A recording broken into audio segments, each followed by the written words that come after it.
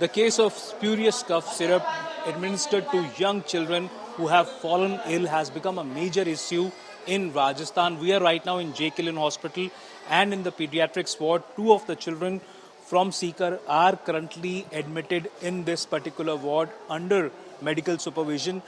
Both of these children, Piyush and Ayush, were brought in at this particular hospital after they had fallen ill because of allegedly being administered spurious cough syrup. With me right now is Dr. Bhavna from the J. Kilon Hospital. Dr. Bhavna, what is the condition of these children and has it been established that they had fallen ill because of the spurious cough syrup?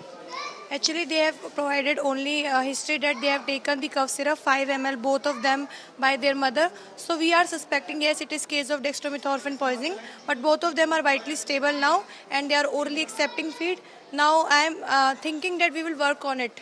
We will work on it. What is the condition of children right now, and are there more children who could be arriving out here, given the fact that several of the children were given the cough syrup, which has been banned since then?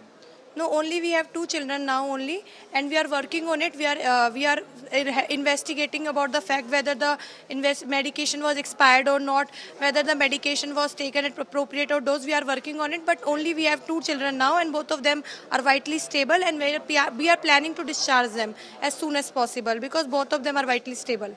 So that was Dr. Bhavna clearly mentioning that the condition of these 2 children is stable right now, but given the fact that the company which was manufacturing that particular syrup, no stringent action so far has been taken against that particular company, although the syrup has been banned, points out to the fact that not enough perhaps maybe has been done so far to ensure that stringent action and punitive measure is taken against the company which was into manufacturing that cough syrup. With camera person Manoj, Devankur Vadhavan in Jaipur for India Today.